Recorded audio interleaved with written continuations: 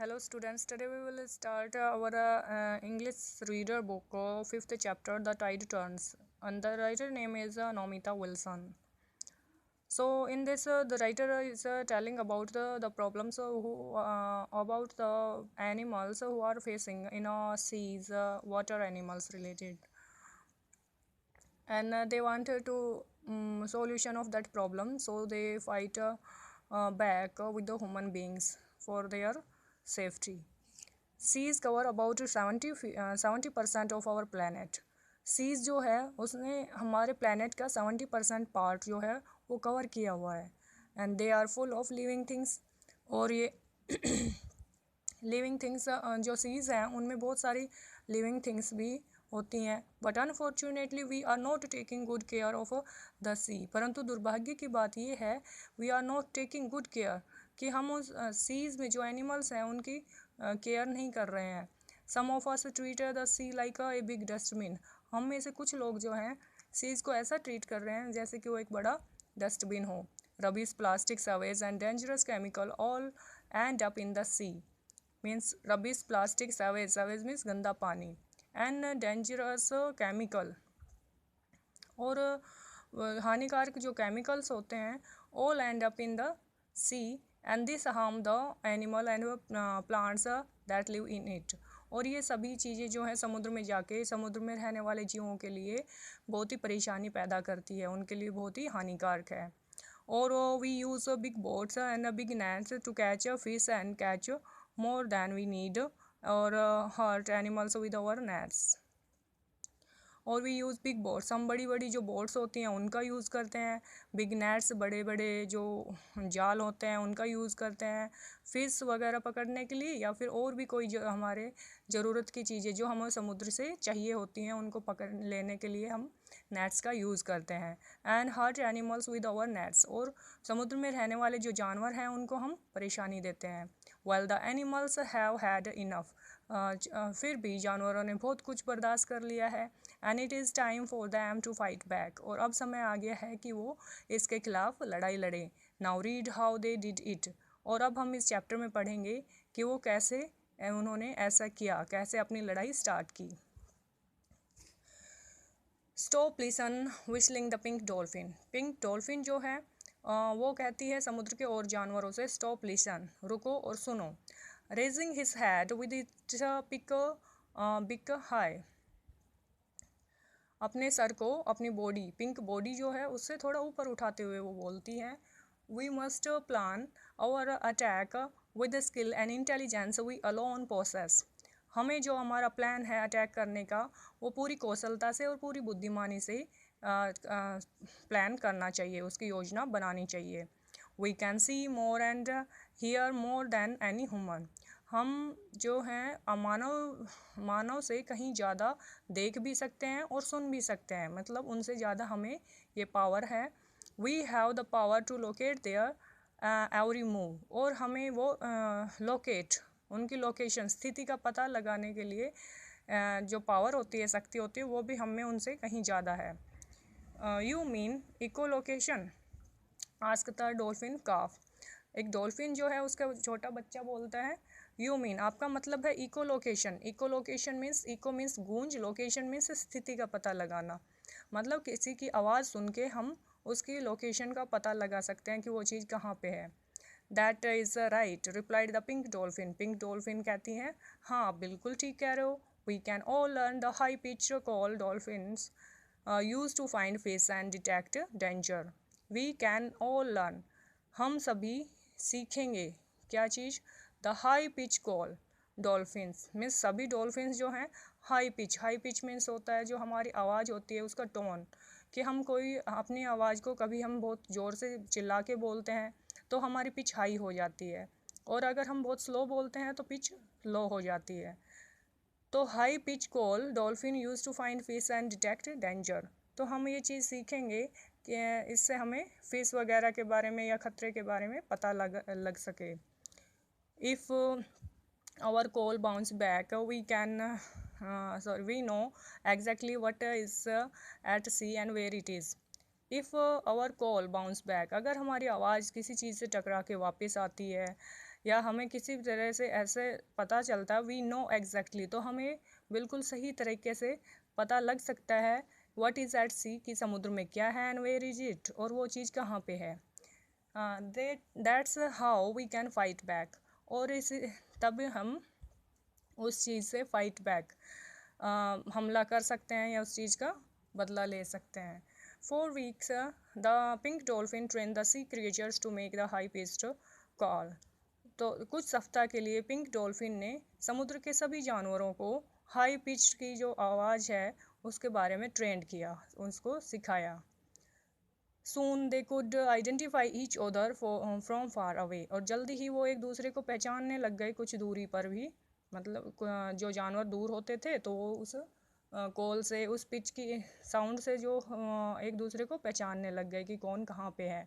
And could track the fishing boat as soon as they left the port, और वो अब track इस बारे में भी पता लगा सकते थे कि फिशिंग बोट वगैरह जो हैं कहाँ कहाँ पे समुद्र में घूम रही हैं. First we must show them we are not afraid of their nets and knives.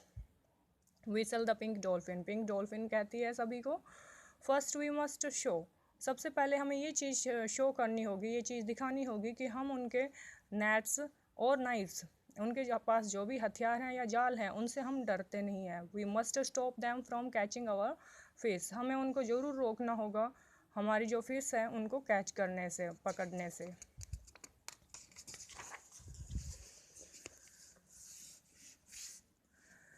But that's impossible, परंतु ये तो इम्पॉसिबल, असंभव है. Cried the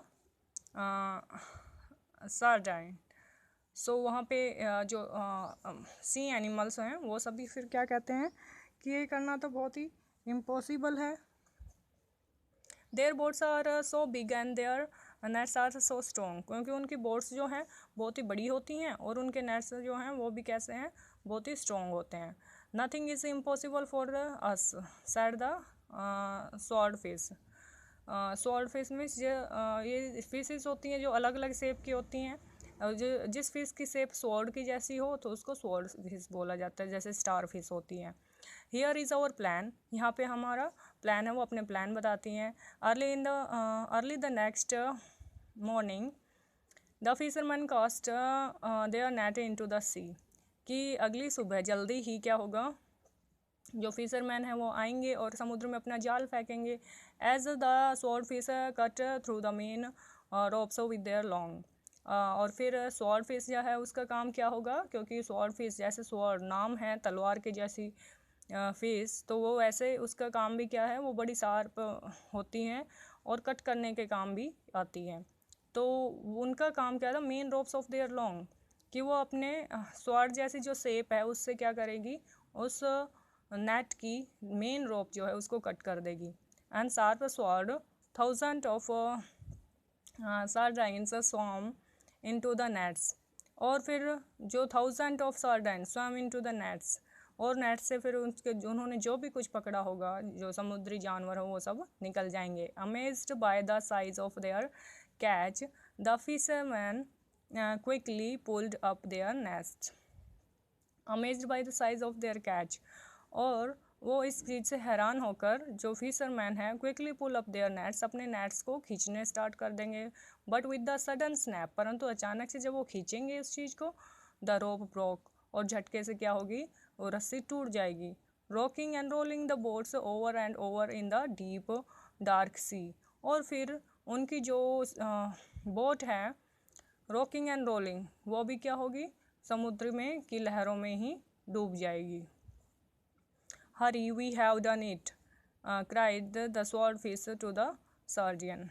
so swordfish जो है सर्जियन से कहती हैं, हरी जल्दी करो, वी हैव डन इट, हमने ये समझ लो ये काम कर दिया है. Let us go and see how the other are doing, चलो अब चलते हैं और औरों को भी देखते हैं कि वो क्या कर रहे हैं. नियर द शोर, समुद्र के किनारे, things were not going quite as per plan as the सर्वेज factory.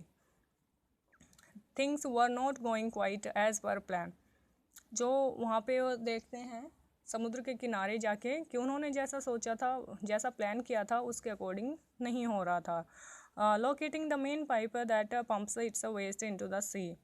Locating the main pipe, वहाँ पे जो एक मेन पाइप जो समुद्र में आया हुआ था उसमें वेस्ट इनटू द सी, उसमें से वेस्ट समुद्र में मिलाया जा रहा था, उसमें जो फैक्ट्री वगैरह के जो केमिकल्स वगैरह होते हैं वो सब समुद्र में बहाए जा रहे थे। The blue whales dived down, और ब्लू वेल्स जो है डाइव्ड डाउन, उन्होंने पानी में डुबकी लगाई। द यंगेस्ट ब्लू वेल, उनमें से जो यंगेस्ट ब्लू वेल थी, एक्साइटेड बाय द मिशन, वो उस मिशन के लिए, मतलब सभी समुद्री जानवरों को बचाने का जो मिशन था उसमें बहुत ही एक्साइटेड थी, उस काम को करने के इच्छुक थी। स्वाम स्ट्रेंज इनटू द पाइप, और वो फट से जाके क्या करती है, जैसे जिस पाइप से गंदा पानी या केमिकल्स आ रहे थे समुद्र में, उस पाइप में जाके वो सीधा तैरते हुए उसके अंदर चली जाती है, फिट हो जाती है। Did not you listen to my instructions, whistle the pink dolphin. Pink dolphin फिर धीरे से, विशल मीन्स धीरे से बोलना, फिर धीरे से बोलती है, didn't you listen to my instructions, क्या तुमने मेरे निर्देश नहीं सुने। Now purple in the fish, और जो पर्पल कलर की जो फिश है, get out of there now before the toxic waste kills you.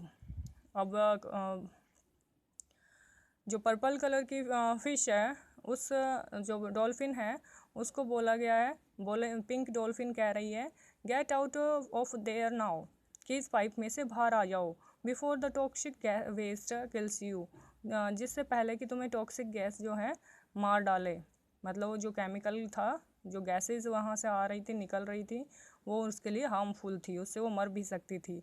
But the young blue whale could not move a fin, परंतु जो ब्लू व्हेल थी वो वहाँ से जरा सी भी नहीं हिली।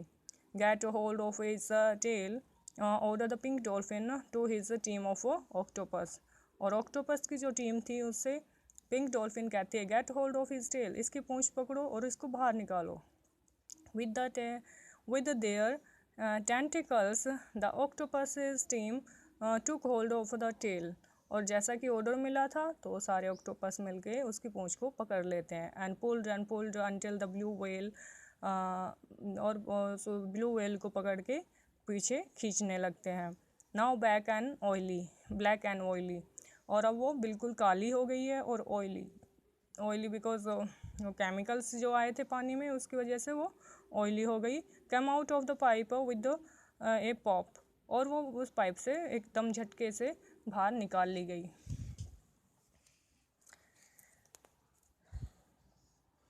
Bigger than the biggest dinosaurs, the blue whale threw their bodies onto the top of the pipe. Bigger than the biggest dinosaur, मतलब उनका साइज़ कितना बड़ा था, जैसे कि बड़ा डायनासोर होता है उनसे भी बड़े साइज़ की जो मछली थी, वेल्स थी, through their bodies on to the top of the pipe, उस पाइप के ऊपर मीन्स उसके पास या उनके पाइप को रोकने के लिए वहाँ पे अपनी ट्राई करने लगी। And crushing and pushing it deep